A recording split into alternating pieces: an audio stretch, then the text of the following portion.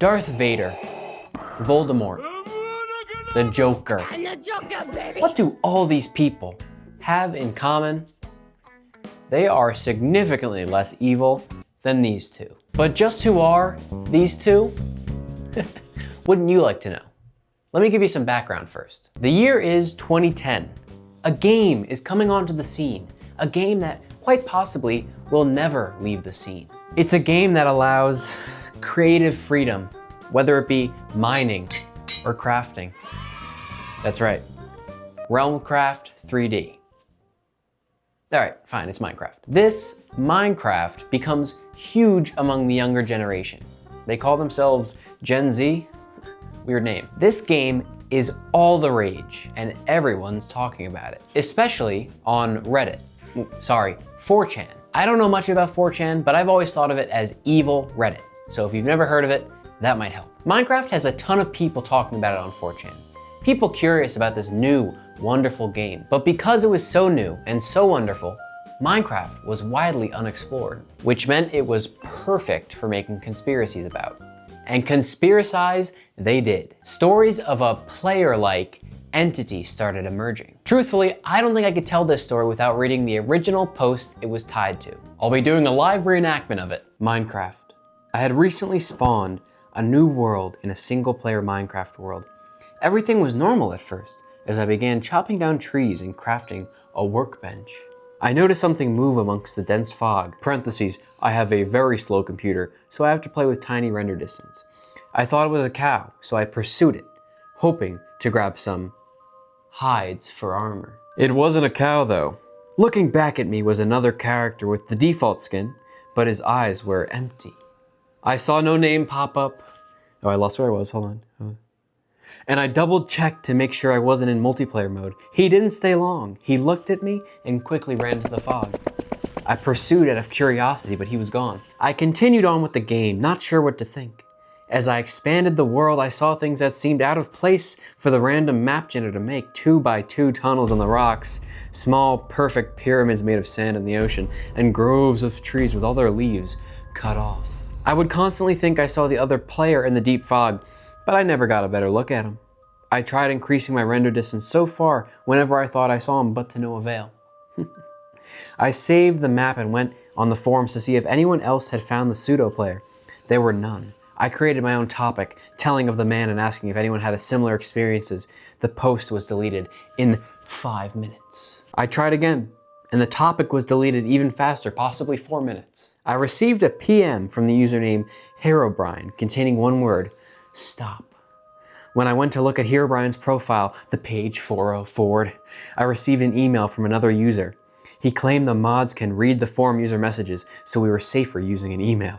The emailer claimed that he had seen the mystery player too, and had a small directory of other users who had seen him as well. Their worlds were littered with obviously man-made features as well, and described their mystery player to have no pupils. About a month passed until I heard from my informant again. Some of the people who had encountered the mystery man had looked into the name Herobrine and found that name to be frequently used by a Swedish gamer. After some further information gathering, it was revealed to be the brother of Notch, the game's developer. I personally emailed Notch and asked him if he had a brother. It took him a while, but he emailed me back with a very short message. I did, but he is no longer with us. Wait, sorry, I think I swung at the wrong word. I did, but he is no longer with us. I haven't seen the mystery man since our first encounter, and I haven't noticed any changes to the world other than my own. I was able to press print screen when I first saw him. Here's the only evidence I have of his existence. That's right. In one foul 4chan post, the course of gaming history was changed forever. Honestly, it's pretty shocking that so many people saw that post and was like, yeah, this is real. As a kid, I was genuinely terrified of Herobrine coming to kill me. One time I was playing Minecraft with my brother on the Xbox 360. Shout out Minecraft on the Xbox 360. Also, shout out my brother. We were out looking for Herobrine, and we could have sworn we saw him. Looking back on it, he was probably lying to make me think that we actually saw him. Damn it, he was lying. But the thrill of the chase still stuck with me, despite my brother's conniving ways. Plus, for all we know, Herobrine really was stalking us. And I really was on the hunt for him. You know what? All this thinking has me thinking, Herobrine really is real, and we need to find him. Let's go. Hey guys, editor's note, you know what? This is not the proper lighting. There we go, much better. So the reason I'm here today, and I just wanna make this quick, okay? You know, I mentioned that I would be finding Herobrine, but I seem to have forgotten that Herobrine doesn't exist. No idea why I said we'd be finding him. He's not in the game. I feel a little bit stupid. So please forgive me, and hopefully my personality is enough for you, okay? Subscribe. And here is my dog in Minecraft. Oh my gosh, so beautiful. Wow. Chilling. Absolutely chilling. What'd I tell you? He's real. I've got a lot to say about Herobrine, but before we do, there's one other game we have to talk about.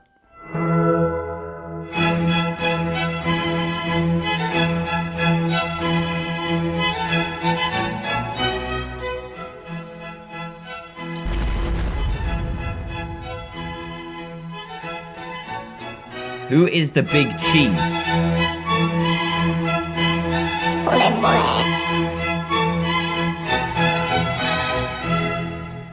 Roblox.